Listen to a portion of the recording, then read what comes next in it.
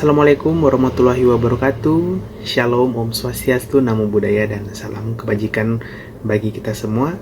Tugas ini kami buat untuk memenuhi mata kuliah Hukum Acara dan Praktik Peradilan Tata Usaha Negara yang diampuh oleh Meneer Arisendo. Dan kami dari kelompok 3 akan menyajikan materi mengenai prosedur pengajuan gugatan sengketa dalam praktik peradilan tata usaha negara.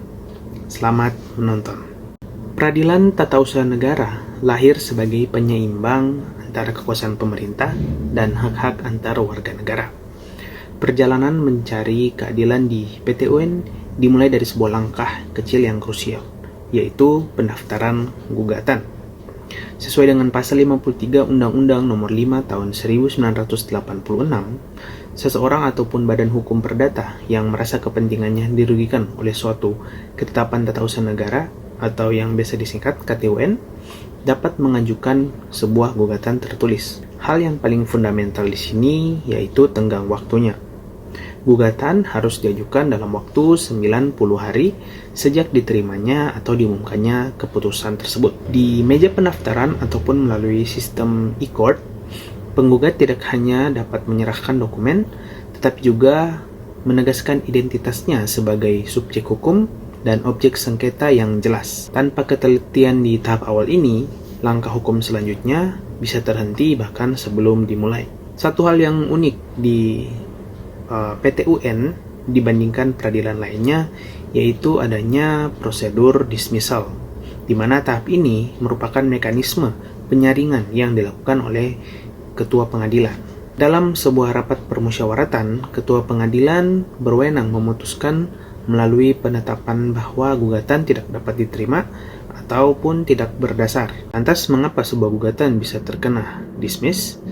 Biasanya karena ada beberapa alasan yang objektif, seperti yang pertama, pengadilan jelas tidak berwenang mengadili perkara tersebut. Lalu yang kedua, syarat-syarat gugatan tidak dipenuhi meskipun sudah diberi peringatan. Lalu yang ketiga, gugatan yang diajukan itu sebelum waktunya ataupun telah lewat waktunya. Dan yang terakhir, apa yang digugat bukan merupakan wewenang dari PT UN itu. Jika gugatan lolos dari lubang jarum ini, barulah perkara tersebut akan diperiksa oleh majelis hakim. Namun, jika gugatan diputus dismiss, penggugat masih memiliki upaya hukum berupa perlawanan dalam waktu 14 hari. Berikutnya, pemeriksaan persiapan. Sebelum masuk ke persidangan terbuka, ada satu tahap lagi yang disebut pemeriksaan persiapan yang diatur dalam pasal 63 Undang-Undang PT UN. Pada tahap ini, hakim memberikan bimbingan kepada penggugat untuk memperbaiki gugatan dan melengkapi data-data yang diperlukan ataupun belum lengkap. Tahap ini dilakukan di ruangan tertutup, tujuannya agar gugatan menjadi sempurna dan siap untuk diuji secara terbuka, sehingga proses peradilan bisa berjalan secara efektif dan efisien tentunya. Berikutnya saya akan jelaskan mengenai tahapan persidangan, di mana setelah semua persiapan matang, tibalah kita pada tahapan persidangan. Persidangan di PT UN dilakukan secara terbuka untuk umum, kecuali dalam sengketa tertentu yang diatur dalam undang-undang. Alur dari persidangan tersebut mengikuti pola sistematis yang akan saya jelaskan, yaitu yang pertama pembacaan gugatan dan jawaban, di mana penggugat membacakan tuntutannya disusul dengan jawaban dari tergugat. Lalu yang kedua, replik dan duplik, di mana ini merupakan ajang bagi para pihak untuk saling menanggapi argumentasi hukum masing-masing secara tertulis. Yang ketiga, pembuktian. Ini merupakan jantung dari persidangan. Di PT UN dikenal asas pembuktian bebas, di mana hakim memiliki peran aktif untuk mencari kebenaran material. Yang keempat, kesimpulan, di mana para pihak memberikan ringkasan akhir dari seluruh proses persidangan. Yang kelima, putusan, puncak dari proses hukum, di mana hakim memberikan kepastian apakah gugatan tersebut entah dikabulkan, ditolak, ataupun tidak dapat diterima. Memahami prosedur hukum acara Tata usaha negara bukan sekedar menghafal pasal, melainkan memahami bagaimana keadilan administratif ditegakkan.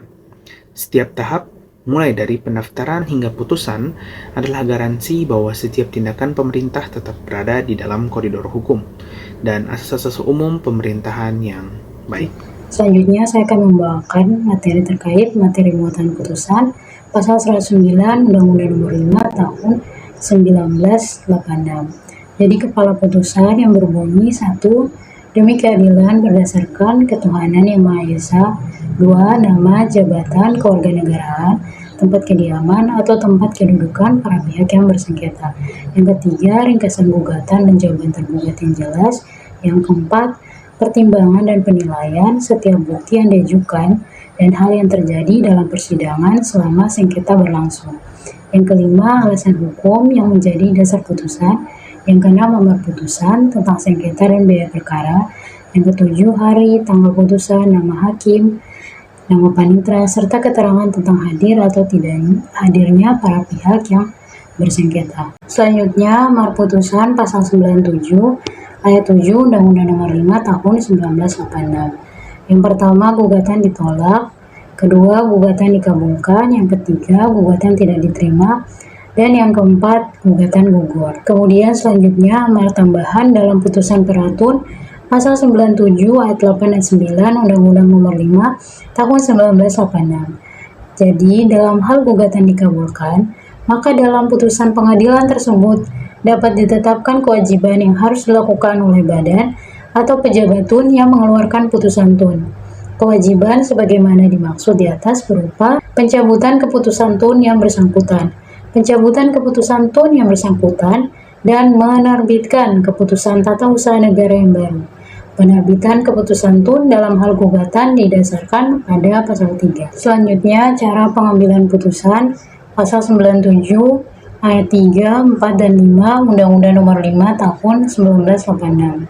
Putusan dalam musyawarah majelis yang dipimpin oleh hakim ketua majelis merupakan hasil pemufakatan bulat, kecuali jika setelah diusahakan dengan sungguh-sungguh tidak dapat dicapai pemufakatan bulat, putusan diambil dengan suara terbanyak.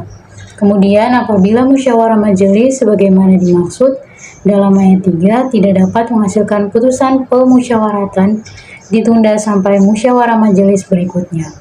Apabila dalam musyawarah majelis berikutnya tidak dapat diambil suara terbanyak, maka suara terakhir hakim ketua majelis yang menentukan. Selanjutnya, jangka waktu penyelesaian sengketa tun SEMA nomor 2 tahun 2014 tentang penyelesaian perkara.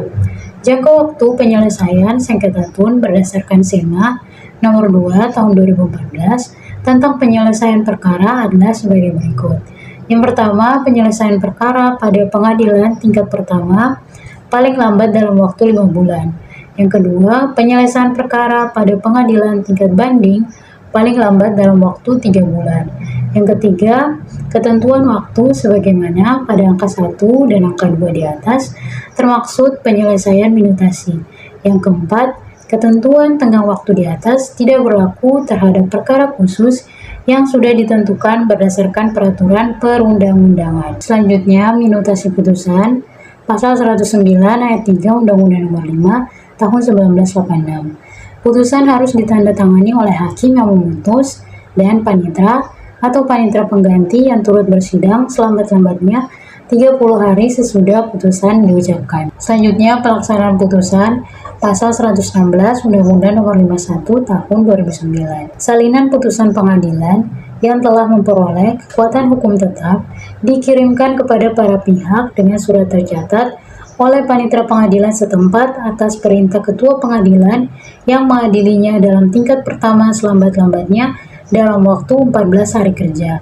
Kemudian apabila setelah 60 hari kerja, putusan pengadilan yang telah memperoleh kekuatan hukum tetap sebagaimana dimaksud pada ayat 1 tidak diterima tergugat, tidak melaksanakan kewajibannya sebagaimana dimaksud dalam pasal 97 ayat 9 huruf A, keputusan tata usaha negara yang disengketakan itu tidak mempunyai kekuatan hukum lagi. Nah, selanjutnya kita masuk ke dalam pembahasan poin kedua, yaitu mengenai kompetensi peradilan tata usaha negara, di mana terdiri dari dua, yaitu yang pertama ada kompetensi absolut, dan yang kedua ada kompetensi relatif. Di sini saya akan menjelaskan mengenai kompetensi absolut. Jadi, kompetensi absolut itu merupakan wewenang pengadilan untuk memeriksa dan memutus jenis perkara tertentu berdasarkan objek atau materi pokok sengketa yang telah ditentukan oleh undang-undang. Nah, dalam konteks peradilan tata usaha negara, kompetensi absolut ini membatasi kewenangan pengadilan untuk hanya menangani sengketa yang timbul akibat diterbitkannya keputusan tata usaha negara atau KATUN, yaitu penetapan tertulis yang dikeluarkan oleh badan atau pejabat tata usaha negara. Berdasarkan Undang-Undang Nomor 5 Tahun 1986 yang telah dirubah terakhir kali dengan Undang-Undang Nomor 51 Tahun 2009, objek peradilan tata usaha negara merupakan keputusan tata usaha negara atau KATUN. KATUN sendiri adalah penetapan tertulis yang dikeluarkan oleh badan atau pejabat tata usaha negara yang berisi tindakan hukum tata usaha negara berdasarkan peraturan perundang-undangan yang bersifat konkret, individual, dan final, serta menimbulkan akibat hukum bagi seseorang atau badan hukum perdata. Konsep kompetensi absolut ini dia sebagai pemisah tegas antara satu lembaga peradilan dengan lembaga peradilan lainnya. Berbeda dengan kompetensi relatif yang menentukan pengadilan mana yang berwenang berdasarkan domisili para pihak, kompetensi absolut ini didasarkan sepenuhnya pada substansi perkara. Jika sebuah perkara diajukan ke pengadilan yang tidak memiliki kompetensi absolut, maka pengadilan tersebut wajib menyatakan dirinya tidak memiliki wewenang untuk memeriksa perkara tersebut. Selanjutnya mengenai kompetensi relatif akan dijelaskan oleh teman saya. Selanjutnya kompetensi relatif, pembagian kewenangan berdasarkan wilayah hukum, di mana PT TUN berkedudukan di tingkat kabupaten atau kota, sedangkan Pengadilan Tinggi Tata Usaha Negara atau PT TUN berada di tingkat provinsi.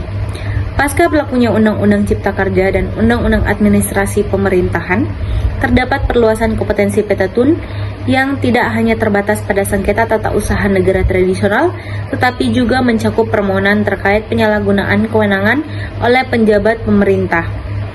Selain itu, PT TUN dapat bertindak sebagai badan peradilan tingkat pertama untuk sengketa tertentu yang wajib menempuh upaya administrasi terlebih dahulu berdasarkan undang-undang. Kompetensi relatif berbeda dari kompetensi absolut yang bersifat mutlak terkait jenis perkara. Kompetensi relatif PETUN didasarkan pada asas actor sequitur forum rei, di mana gugatan diajukan di PETUN tempat kedudukan tergugat.